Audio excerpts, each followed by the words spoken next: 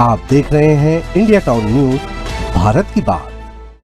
नमस्कार, मैं हूं आपके साथ संजना कुशवाहा। स्वागत है आपका हमारे खास बुलेटिन राजनांदगांव की खबरों में, जहां हम आपको राजनांदगांव की महत्वपूर्ण खबरों से रूबरू कराएंगे। तो चलिए बुलेटिन की शुरुआत करने से पहले एक नजर डालते हैं आज के हेडलाइंस पर। राजनांदगांव चाकूबाजी में एक और मौत। राकेश के बाद सचिन ने दम तोड़ा। नवागांव बापू टोला में युवक पर धारदार हथियार से हमला, वार्डवासी आक्रोशित।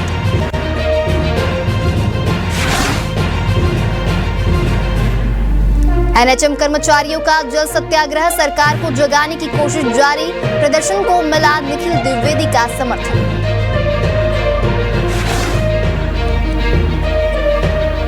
साल्हेवारा के 2 विद्यार्थियों का राष्ट्रीय चयन। फेंसिंग में भावना को रजत स्वर्ण, सनी को ब्रॉन्ज रजत। सेजिल स्कूल का नाम रोशन किया।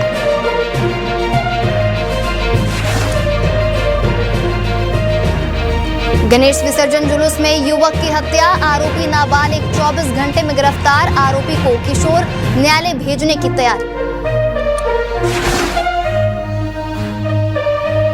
बसंतपुर पुलिस और साइबर सेल की संयुक्त कार्रवाई। झांकी के दौरान गुम हुए 6 मोबाइल बरामद। मोबाइल मिलते ही जनता ने जताया आभार।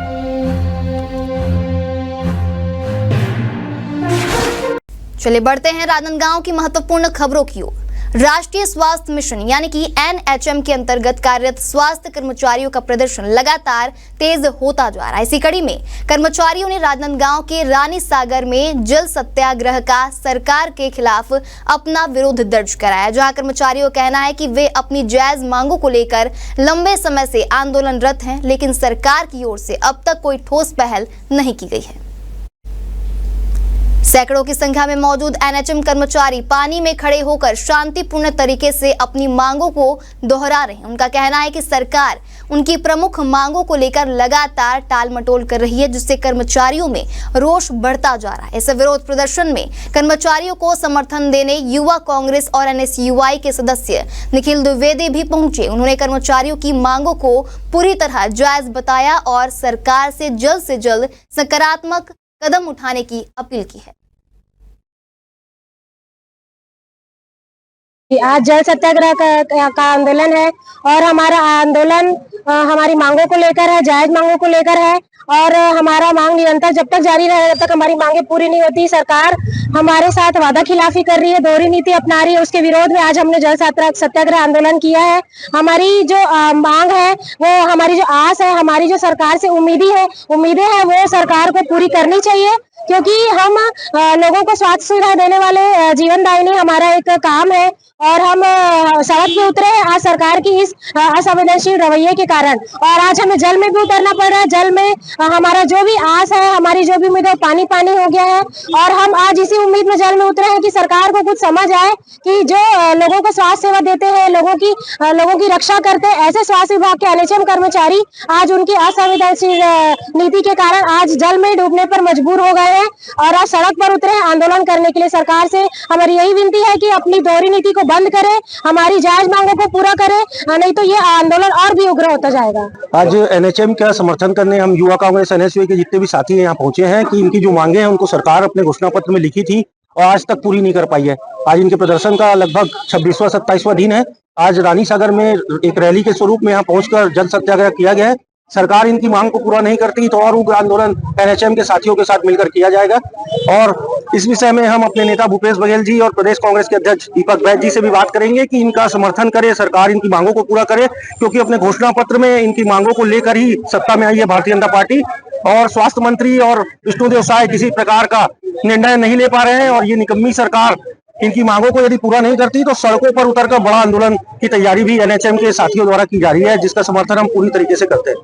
छत्तीसगढ़ शासन के स्कूल शिक्षा विभाग द्वारा संचालित और जिला शिक्षा विभाग राजनांदगांव के तत्वाधान में 25वीं राज्य स्तरीय शालेय क्रीड़ा प्रतियोगिता का आयोजन 9 से 12 सितंबर 2025 तक राजनांदगांव शहर में किया जा रहा है, जहां इस दौरान कार्यक्रम के मुख्य अतिथि महापौर मधुसूदन रहे, जबकि अध्यक्षता कोमल सिंह राजपूत ने की।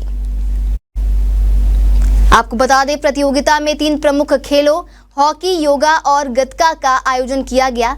इस राज्य स्तरीय आयोजन में प्रदेश के विभिन्न संभागों बस्तर, बिलासपुर, सरगुजा, रायपुर और मेजबान दुर्ग से लगभग 650 खिलाड़ी, अधिकारी और कोच भाग लेंगे।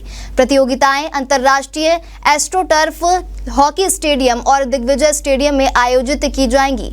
आयोजन समिति ने खेल प्रेमियों से अपील की है कि वे प्रतियोगिता में उपस्थित होकर युवाओं का उत्साहवर्धन करें और छत्तीसगढ़ के उभरते खिलाड़ियों का मनोबल बढ़ाएं। छत्तीसगढ़ शालेय क्रीड़ा प्रतियोगिता का जो 25वां वर्ष है, उसमें से हॉकी, गतका और योगा, ये 3 गेम का आयोजक यहाँ पे हमारे स्कूल शिक्षा विभाग को मिला है और उसका आज जो विधिवत उद्घाटन हुआ है। निश्चित रूप से हॉकी के लिए जो राजनांदगांव में इंफ्रास्ट्रक्चर है, उसके चलते ही हॉकी का आयोजन हमको मिलता है राजनांदगांव को, और ये रमन सिंह जी की देन है और आगे भी इसकी बेहतरी के लिए काम हो रहा है और बहुत जल्दी वो काम पूरा होगा।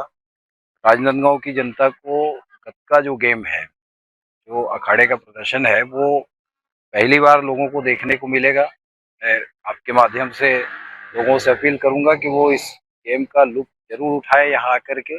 और नेहरू हॉकी जो कि जसपुर में आयोजित किया गया था, 3 एज ग्रुप में, तीनों एज ग्रुप में हमारे गुरु नानक स्कूल राजनांदगांव के बच्चों ने फाइनल विनर रहे हैं।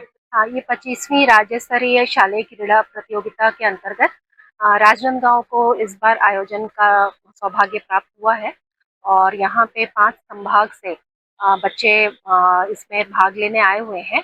तो हम उन सबको बहुत सारी शुभकामनाएं देते हैं और उन सबकी सुविधा का ध्यान रखा जाएगा। यहाँ आज उद्घाटन समारोह में माननीय महापौर जी उपस्थित हुए थे। बच्चों ने बहुत अच्छा परफॉर्मेंस दिया, मार्च पास्ट वगैरह किए और ये 9 सितंबर से प्रारंभ होकर 12 सितंबर को इसका समापन किया जाएगा। तो इसमें लगभग 700 बच्चे जो हैं वो भाग ले रहे हैं और 3 विधा में है ये प्रतियोगिता, हॉकी है, गतका है और योगा है।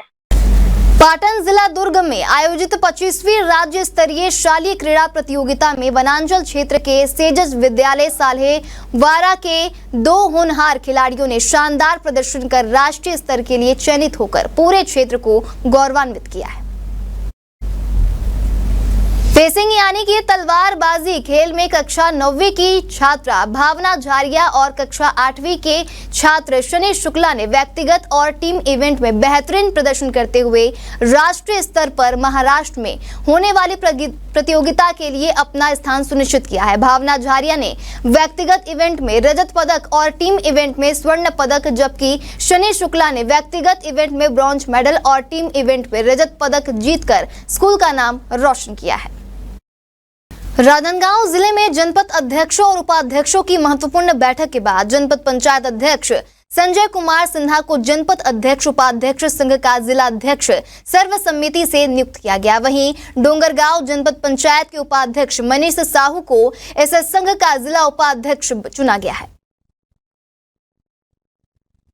राजनांदगांव जिले के 4 प्रमुख विकास खंडों राजनांदगांव, छुरिया, डोंगरगांव और डोंगरगढ़ के सभी जनपद अध्यक्षों और उपाध्यक्षों की उपस्थिति में यह चयन प्रक्रिया पूरी की गई। इस अवसर पर नवनियुक्त अध्यक्ष संजय सिन्हा और उपाध्यक्ष मनीष साहू ने सभी पदाधिकारियों का आभार जताया। उन्होंने भरोसा दिलाया कि जनपद पंचायतों की कार्यशैली में और अधिक पारदर्शिता लाई जाएगी और विकास के नए आयाम स्थापित किए जाएंगे।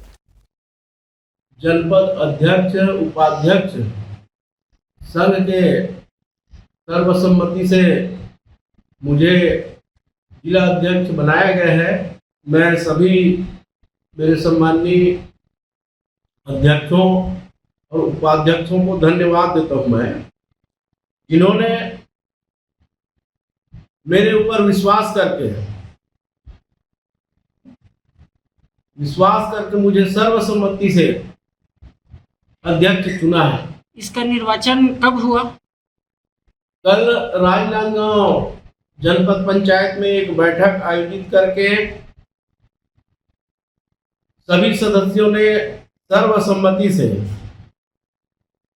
मुझे अध्यक्ष चुने हैं। और बाकी पदाधिकारी कौन कौन?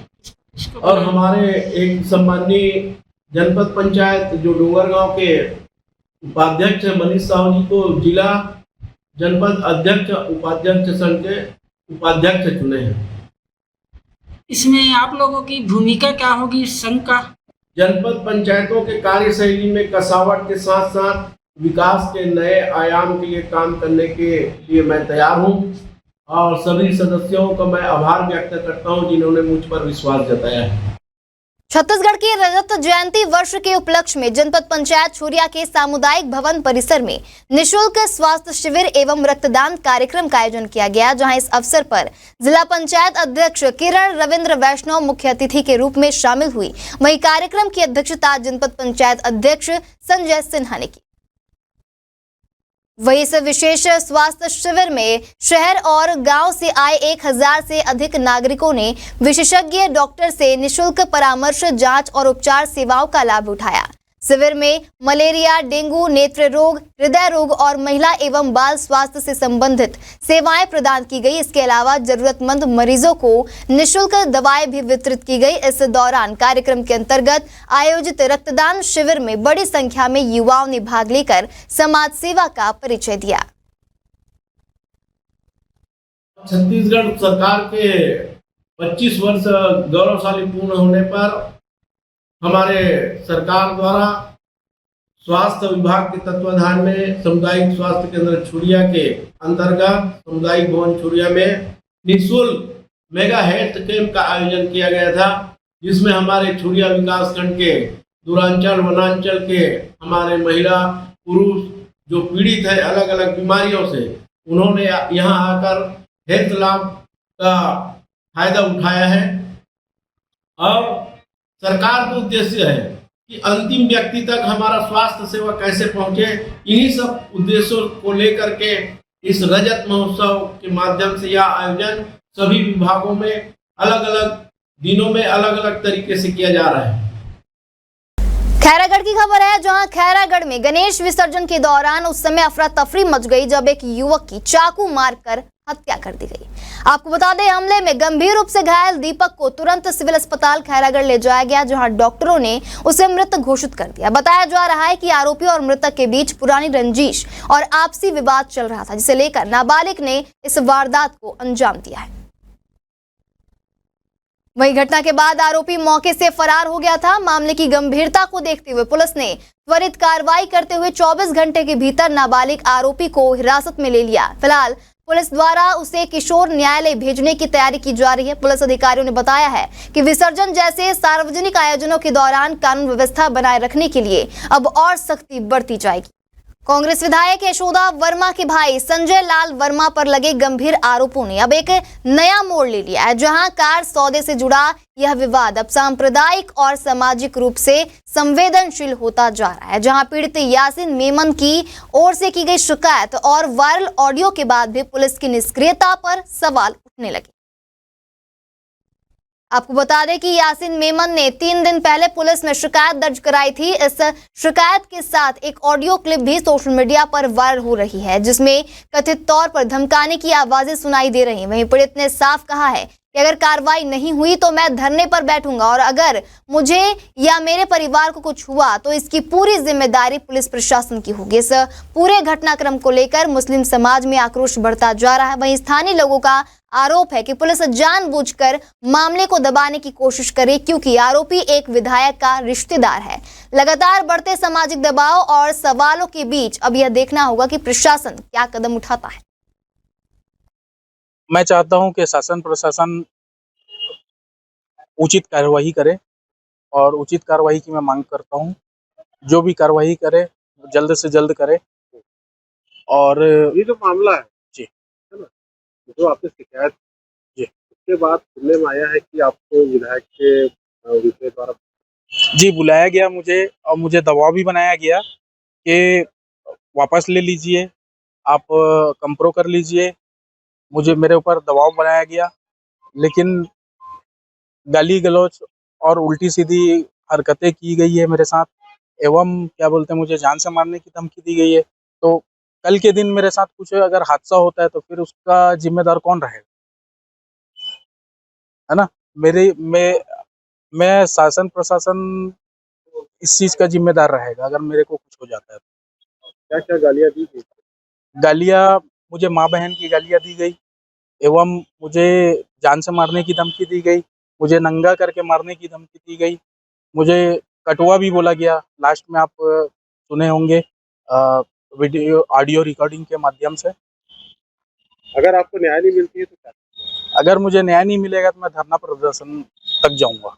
मैं समायलाल वर्मा से 1.5 साल पहले एक रिट्स गाड़ी खरीदा था 2012 मॉडल। तो उन्होंने 1.5 साल तक मेरे से नाम ट्रांसफ़र नहीं किया और मेरे द्वारा भी 5-6 मरतबा उनको फ़ोन किया गया तो मेरे पास टाइम नहीं है, ये नहीं है, खाली घुमाते रहे वो, नहीं गए। थक हार के मैं यासीन मेमन के थ्रू ही गाड़ी लिया था।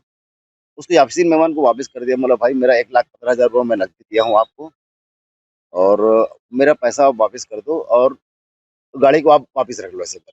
यासीन मेमन ने मेरे को बोला हाँ ठीक है भाई, मैं इसको दूसरे को भेज देता हूँ ऐसे कर। वो थर्ड पार्टी और किसी को भेज दी। तो वहाँ पर भी समयलाल के द्वारा नाम करीब साल भर हो गया, वहाँ भी नाम ट्रांसफ़र नहीं किया और बार-बार इसको धमकी दी जाती है, दुनिया भर की बात की जाती है। अभी जो खरीदा है उसका फ़ोन आया, भाई मेरा ट्रांसफ़र कर दो मेरे गाड़ी का नंबर, तो ये वापस समयलाल को फ़ोन किए तो समयलाल ने इसको जान से मारने की धमकी दी, गोदाम में तेरे को डाल के मारूँगा और गंदी-गंदी गालियाँ दी है, खैरागढ़ में रहने नहीं दूँगा, ऐसे भी धमकियाँ भी दी गई इसको। ये अच्छी बात नहीं है भाई। और इन्होंने जाकर थाने में लिखित आवेदन भी दिया हुआ है, मगर अभी तक कोई उचित कार्रवाई नहीं हुई है। क्यों नहीं हो रही है? रसूखदारी भाई वो रसूखदार है, एमएलए का भाई है, विधायक का भाई है, इसलिए इसके ऊपर कार्रवाई नहीं हो रही। आम आदमी रहता तो थाने में डाल देते उसको। अगर उसके ऊपर कार्रवाई नहीं करती है तो फिर आप आगे जाएंगे हम भाई, अपनी बातों को रखने के लिए जाएंगे। ये गलत बात है ना, किसी के ऊपर आप दादागिरी करो, गुंडागर्दी करो, ये अच्छी बात नहीं है। आप रसूखदार हो, इसका मतलब क्या है? पैसे वाले उसका क्या मतलब? किसी भी गरीब आदमी को या काम धंधे वाले को आप कुछ भी दबा लोगे, कुछ भी अपने दबाव में ले आओगे, ये गलत बात है ना भाई। हम चाहते हैं कि प्रशासन से भी अनुरोध करेंगे कि उचित कार्रवाई करें। आपातकालीन स्थिति में आम जनता की जान बचाने के लिए हर पल तैयार रहने वाली डायल 112 सेवा के चालक आज खुद सहायता की आस में। जी हां, राजनांदगांव जिले के डायल 112 चालकों ने 3 माह से वेतन न मिलने के विरोध में जिला पुलिस अधीक्षक को ज्ञापन सौंपा है।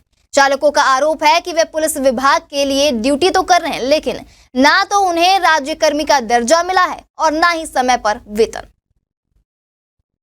वहीं इन चालकों का कहना है कि उन्हें पुलिस विभाग की सीधी सेवा में नहीं रखा गया है, बल्कि आउटसोर्सिंग के माध्यम से तैनात किया गया है। नतीजतन विभाग उन्हें किसी प्रकार की सुविधा या अधिकार नहीं देता।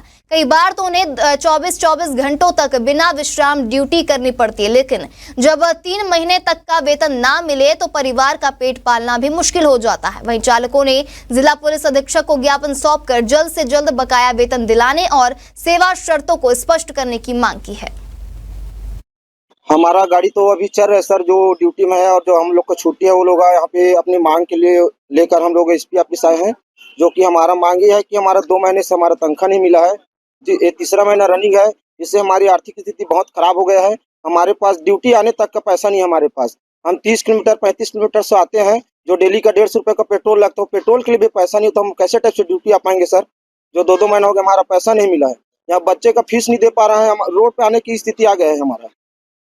कौन सी कंपनी? एबीपी कंपनी के अंदर चल रहे हैं सर, और चालक के पद में है हम लोग एबीपी कंपनी में, जो डायल 112 के चालक के पद में है, जो 8 साल हो गए हमको ड्यूटी करते हुए, और हमारा पेमेंट अभी तक 8,604 रुपये है। कंपनी से बात की जो क्या कुछ था? तो वो तो 2 महीना हो गया सर। कंपनी बोल रहा है कि 10 तारीख को आएगा, 12 तारीख को आएगा, कि 14 तारीख को आएगा, कि 30 तारीख को आएगा। फिर इस महीने का डेट दिया है कि 10 तारीख तक के बोले थे, 10 नहीं हुआ, 12 तारीख का डेट दे रहे हैं। कंपनी हमको डेट ऊपर डेट दे रहा है, लेकिन हमारा समस्या नहीं देख पा रहा है कोई। हमारी इतना स्थिति खराब है सर कि हम रोड पे आने की स्थिति हो गए हैं। कंपनी के पास सरकार से फंडिंग आ चुके हैं? अब ये तो हमको जानकारी नहीं है सर, कंपनी को फंडिंग मिला है कि नहीं, ये तो जानकारी नहीं है हमारा। लेकिन हमारी इतना समस्या है सर कि हम ड्यूटी नहीं आ पा रही, इतना स्थिति हमारा खराब हो चुका है सभी ड्राइवर का। सभी ड्राइवर लगभग 30 किलोमीटर 35 किलोमीटर से आते हैं सर, तो 2-2 महीने से पेमेंट नहीं मिलेगा, कहाँ से ड्यूटी आ पाएंगे हम लोग? हम इससे पहले आज तक कभी हम लोग ना तो हड़ताल किए थे, ना इससे पहले कोई आवाज उठाए थे। आज हमारी स्थिति इतना खराब हो गई कि हमको आवाज उठाना पड़ रहा है। आगे आप लोग की मांग पूरी नहीं होती है तो क्या करेंगे? अब सर हम 10 तारीख तक देख रहे हैं, अगर 10 तारीख तक हमारा पेमेंट नहीं आएगा तो हम तो ड्यूटी आने के लिए वो नहीं है सर कि हमारे पास पैसा नहीं कि हम ड्यूटी आ सके। अब जब तक हमारा पैसा नहीं आएगा सर, हम ड्यूटी नहीं आ पाएंगे सर। आप लोगों को अगर बाहर से बैठा दिया गया था फिर क्या करोगे? अब क्या करेंगे सर, बेरोजगार ही है, धरना प्रदर्शन तो नहीं कर रहे हैं लेकिन आवेदन दे रहे हैं और कुछ गलती नहीं किया तो हमको काम से सर नहीं बैठाना चाहिए सर। समस्या ये है सर कि 2 महीने से पेमेंट नहीं मिला है और पेमेंट में भी वृद्धि नहीं हो पा रही है। समस्या ये है कि परिवार चलाने में बहुत दिक्कत है, बीवी बच्चा है, स्कूल का समस्या, बहुत चीज़ का समस्या है, पेट्रोल का समस्या। आज देख रहे हैं कंपनी में कि डीजल का पैसा पेड कर चुका है लेकिन ड्राइवरों को पैसा अभी तक पेड नहीं हुआ है। काम करने में कोई कमी नहीं है ना। 7 साल में 7 लाख लोगों की जान बचा चुके हैं अभी तक, लेकिन हमारे बारे में कोई सोच नहीं रहा है, ना कंपनी सोच रहा है, ना कोई भी नहीं सोच रहा है। राजनांदगांव जिले की बसंतपुर थाना पुलिस और साइबर सेल की संयुक्त कार्रवाई में गणेश चतुर्थी झांकी के दौरान गुम हुए 6 मोबाइल फोन बरामद किए गए। आपको बता दें, इनकी कुल कीमत लगभग 1 लाख रुपए आकी गई है। पुलिस ने सभी मोबाइलों को सुपुर्दनामा के तहत उनके मालिकों को सौंप दिया है। इस कार्रवाई के संबंध में पुलिस अधीक्षक मोहित गर्ग के निर्देश पर यह सफलता हासिल की गई है। आपको बता दें, मोबाइल प्राप्त करने पर सभी आवेदकों ने जिला पुलिस प्रशासन और थाना बसंतपुर की त्वरित और प्रभावी कार्रवाई की सराहना की है। साथ ही आम जनता से अपील की गई है कि गुम मोबाइल मिलने पर उसका उपयोग ना करें बल्कि उसे नजदीकी थाने में जमा कर दें। गणेशोत्सव के दौरान जल स्रोतों की स्वच्छता बनाए रखने और आम जनता को सुविधाजनक व्यवस्था प्रदान करने के उद्देश्य से राजनांदगांव नगर निगम द्वारा मोहारा के समीप एक कुंड का निर्माण इस वर्ष भी किया गया है। यह कुंड विशेष रूप से गणेश प्रतिमाओं के विसर्जन के लिए तैयार किया गया है, जिससे मोहारा क्षेत्र में स्थित जलाशयों में प्रदूषण न फैले। वहीं नगर निगम बीते कई वर्षों से इस परंपरा को निभाते आ रहा है और हर साल विसर्जन के दौरान अस्थायी कुंड का निर्माण करता है। इस बार भी समय से पहले कुंड का निर्माण कार्य पूरा कर लिया गया है और उसकी साफ सफाई का कार्य भी अंतिम चरण में। वहीं नगर निगम के अधिकारियों ने बताया कि विसर्जन के दौरान किसी भी प्रकार की अव्यवस्था ना हो, इसके लिए पर्याप्त संख्या में कर्मियों की तैनाती की गई है। साथ ही विसर्जन स्थल पर साफ सफाई और सुरक्षा के पूरे इंतजाम है।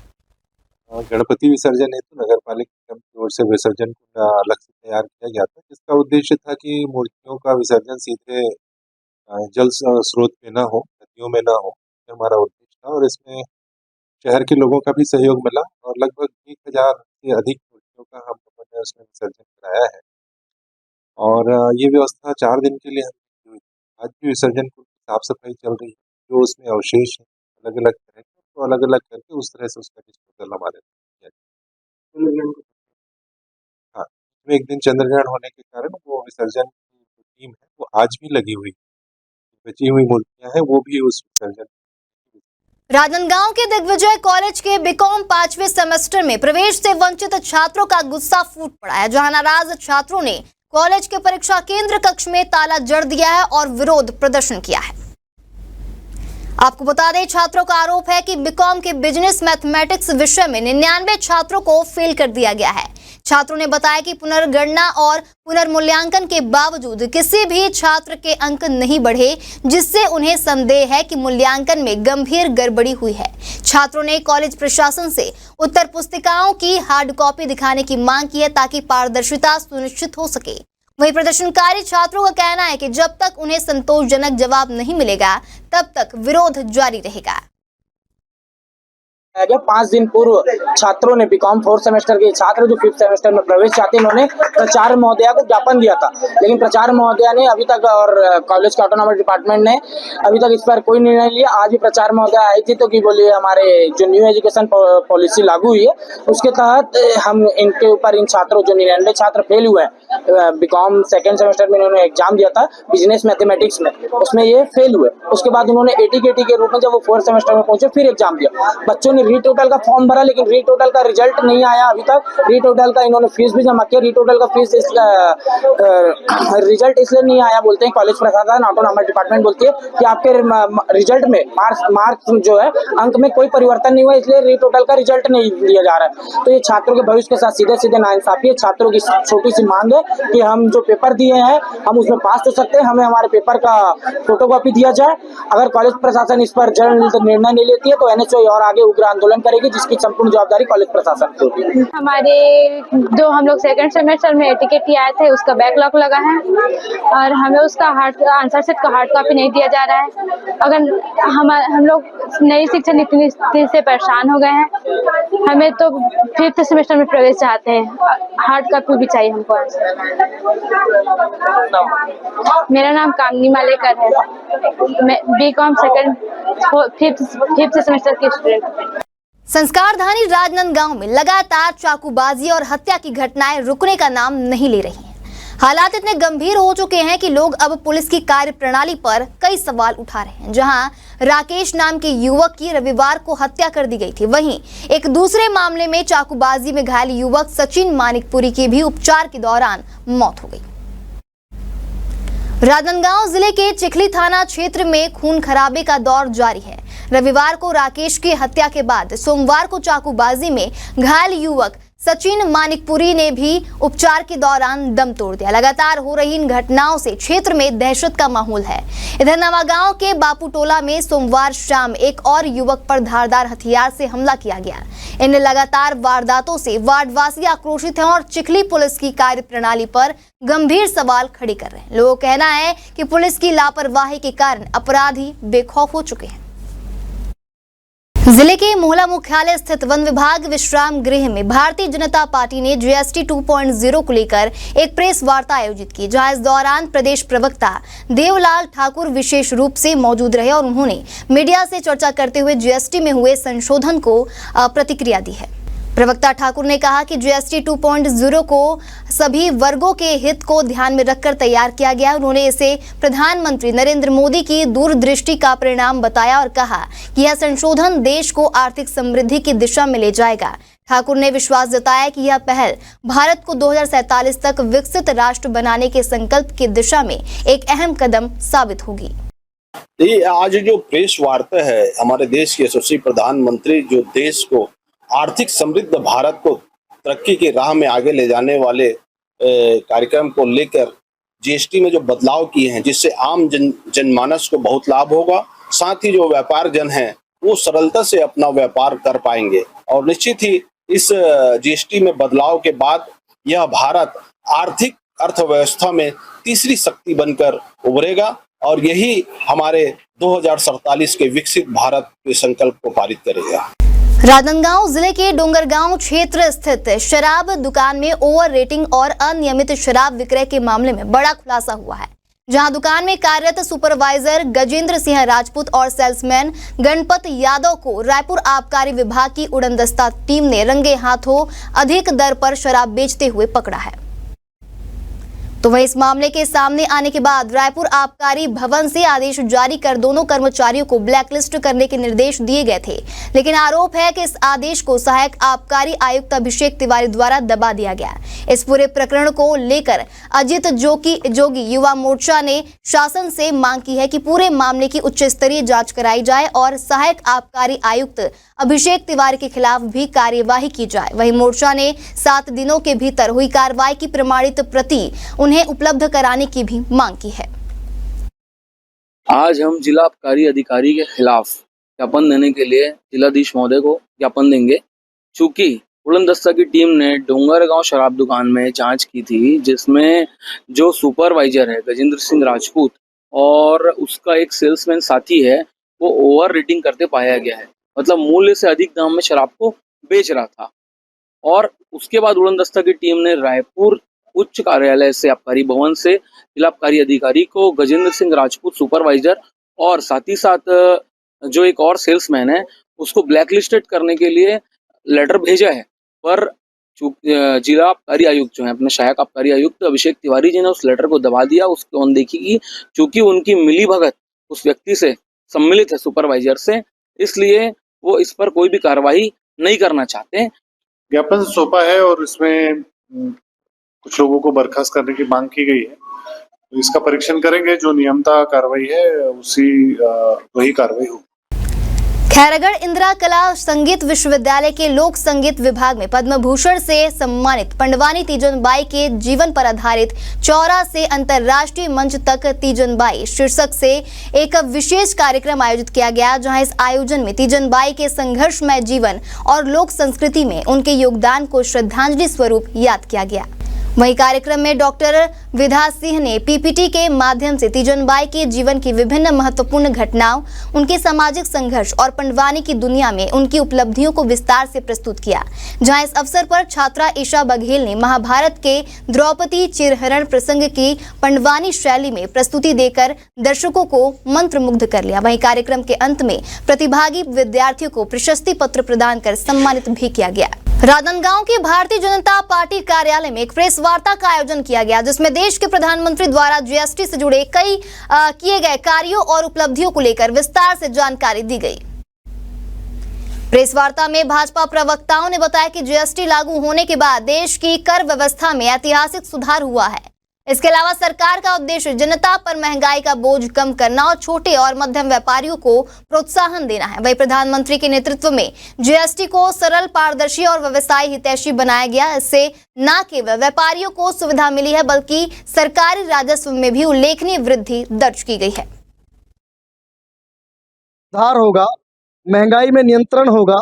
जो विभिन्न प्रकार के समाज के वर्ग है, व्यापारी, शिक्षक, बच्चे, किसान, इन सब को इससे उसका लाभ, इसमें छूट जो दी गई है। 4 प्रकार का स्लैब पहले एक टैक्स में हुआ करता था, उसको मोदी जी ने सुधार के माध्यम से 2 स्लैब में ले आया है और 10-10% की प्रतिशत की कमी जो है वो टैक्सों में की गई है। उससे चीज़ें सस्ती होगी और सब आम जीवन से जुड़ी हुई चीज़ें हैं। किसानों के उपकरणों में कमी होने से किसानों की लागत में कमी होगी, उनका जो है वो इनकम बढ़ेगा। बच्चों के पढ़ाई के सामग्री में जो कमी हुई है उससे आम पालक को राहत मिलेगी। तो कुल मिलाकर ये जो सुधार जीएसटी का है, ये क्रांतिकारी सुधार है। राजनांदगांव की हमारी खास बुलेटिन में फिलहाल इतना ही। तमाम खबरों के लिए बने रहिए इंडिया टाउन न्यूज के साथ। नमस्कार। आप देख रहे हैं इंडिया टाउन न्यूज, भारत की बात।